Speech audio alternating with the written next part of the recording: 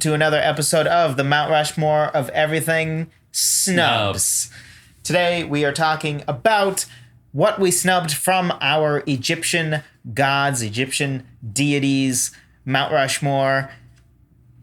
And I think there are a few. There are a few notable snubs. This one's interesting because we don't actually have to address the ones that the other person snubbed because we had the same exact list. Yeah. So that's a good place to start. Good. I just have one. Just one. All right, go. Because the other ones, I don't think that they were strong enough candidates. You have just interesting. Yeah. Okay, I think there's 3 remotely strong candidates. So I assume this is one of those 3. We'll see. So this one is, that's the one that I wasn't completely sure of what you were mentioning at Aha. the 4. I know where you're going with this. So anyway, it's Horus. Yes.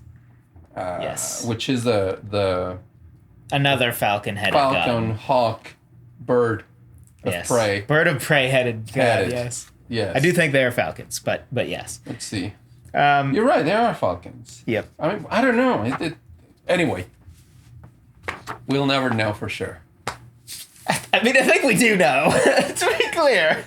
Well, I think Egyptian's falcons, not that do they have ancient. falcons as we know falcons nowadays? Or Yeah. It wasn't that long ago. Like 3,000 years. Oh, yeah. I think. Well, I mean, anyway. So, yeah, no, I agree with Horus. That one, that was one of the ones that I was fighting with the whole ISIS thing to try to figure out, like, does ISIS deserve to be there? Is it Horus? Is it another one that I'm going to mention? And I'll tell you why. My decisive point was that I was going basically based on the looks of him. Interesting. And the present. Like, it's very, if you see a looks, set of hieroglyphics, Egyptian hieroglyphics, you can quickly pinpoint Horus. Like, you can quickly pinpoint Anubis. It's very easy to identify. With the caveat of, but you need to know what you're looking for to identify Horus versus Ra. Yes. Because the difference is the headdress. Or the head. Yeah. What is on their head. It's not really a headdress, but a hat, if you want to see it that way. Sure. Which some people don't know the difference. And off that point, a reason I consider it as well is I remember as a kid, this is a random thing, but I remember as a kid that there were times that I think it was at an art museum or whatever, and I took art classes, and some kid would see the falcon-headed god and say, oh, it's Horus. I love Horus. And I remember thinking, I thought Ra was the more iconic falcon-headed god. And I still think that he is, but there were some people that weren't very educated about Egyptian stuff, so I remember thinking, that one's Ra. That's not Horus. How dare you? It has a son. But, like, some kids thought Horus. So clearly Horus is a very recognizable god for sure, and one that, you know, is... when I thought about it, I thought, man, Horus could be as high as 2 for most iconic.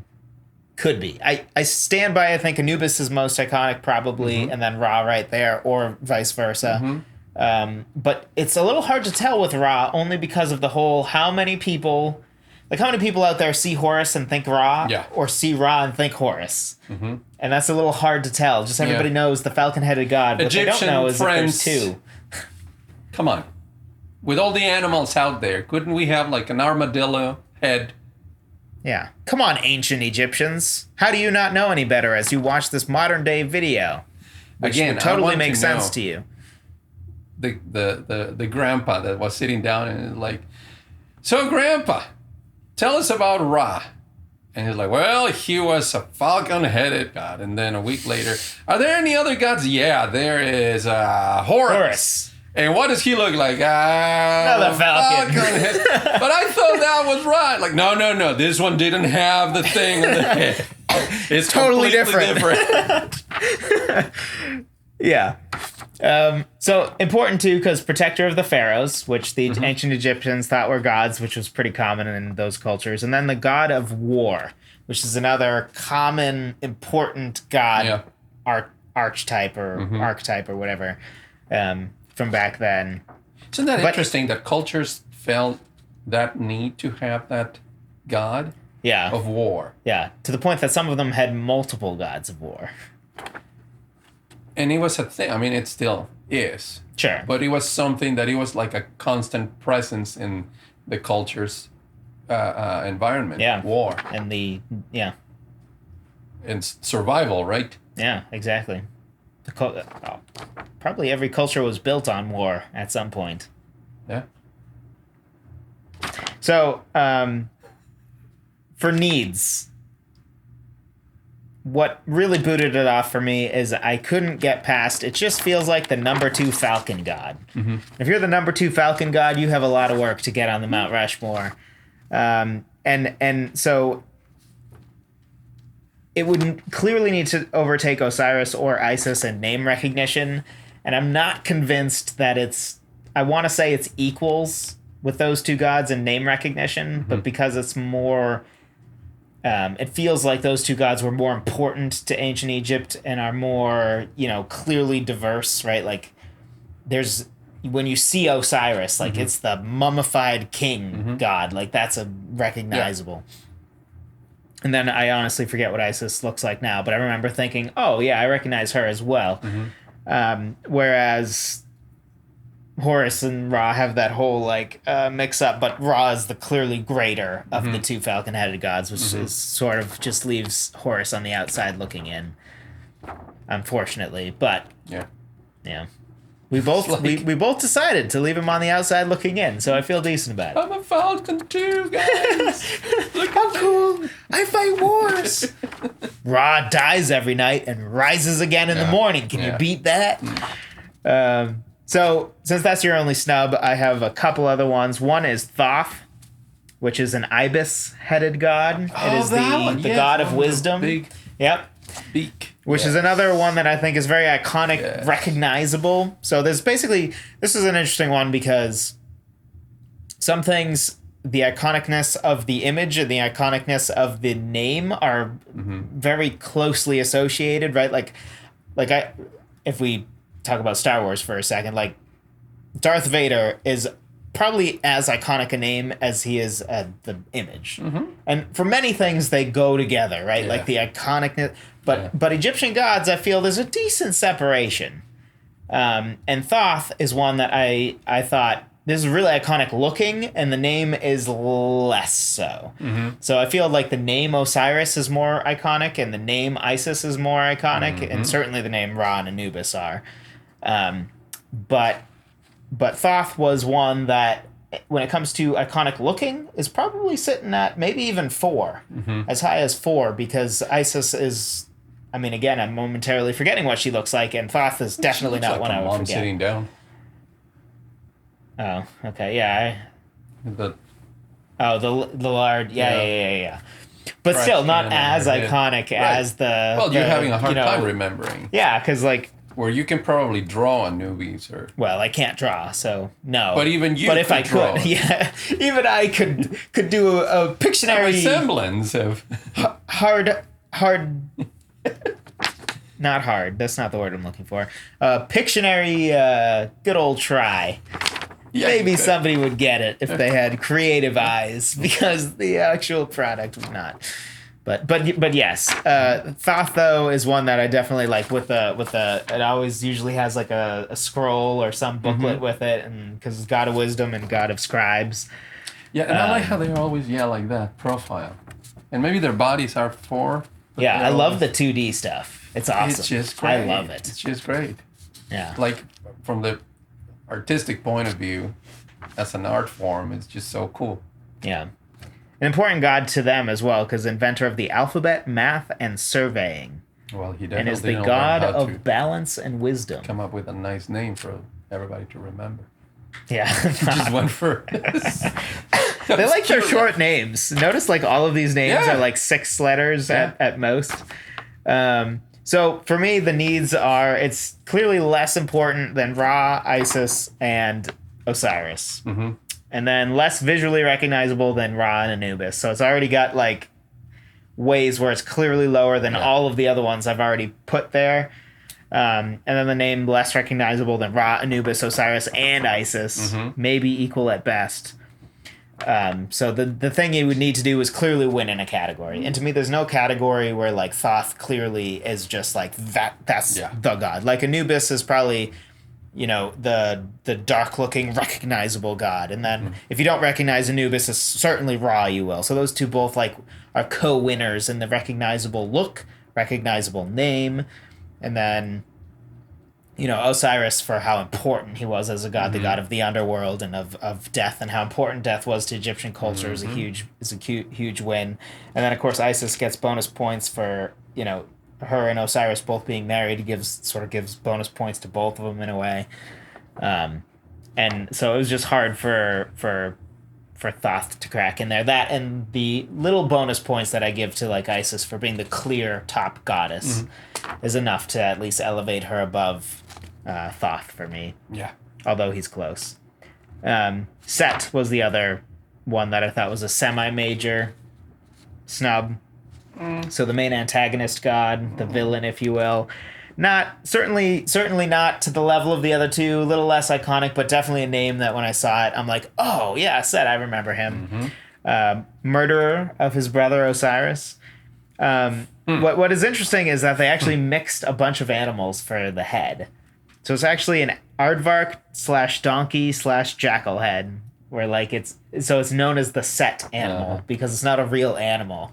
Because I remember wondering, like, what in the world what is that? Because it's not. There's nothing that clearly stands out as like it's this animal.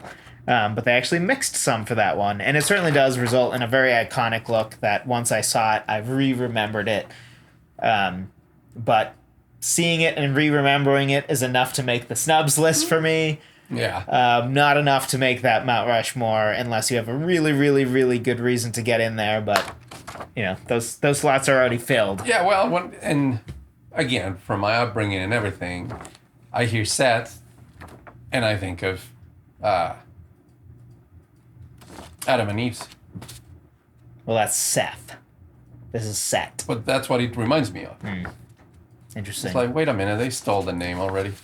It's taken. No, it's different. It's taken. It's different. Well, that's what comes. You can't have the same right name. I'm screwed then, Joseph. That's not the most original name in the world.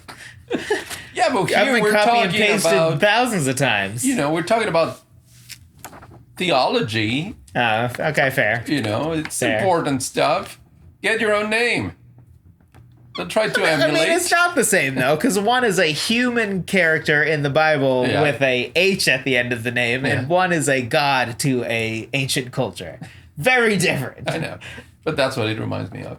Fair enough. It's like, they lose me. Right after I hear the name, I don't know, something in my brain just like, it's like my obsessive compulsiveness kicks in, and it's like, you're not allowed to have that name. Stop. Whatever information comes about this is irrelevant. No. Move on. So he just resents Set. Let us know in the comments how you feel about Set. Also be sure to subscribe and drop a like if you're enjoying this video. The only last one for me is Bastet or Sekhmet, which is that feline goddess. Where do you The one get with the cat head. Cat head? Yeah. I don't remember. It's actually decently iconic. It's definitely not in the level of the other ones. This is the lesser of the snubs. Okay. If you're actually upset that Bastet is not on the Mount Rushmore, you're wrong. She definitely shouldn't be.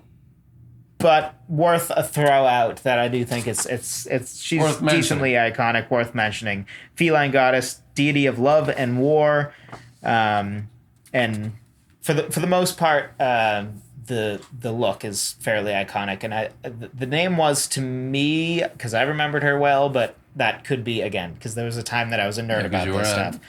So Egyptian culture. So I only weigh that so high. Yeah. But for any other nerds out there that used to love Egyptian culture and or still do, yeah, that's true. Hopefully you enjoyed that little nod to the feline goddess. Bastet. Yes, Bastet. Any other thoughts? Because you definitely said, oh! I was just going to say, with Seth and Set, there is no TH in Spanish.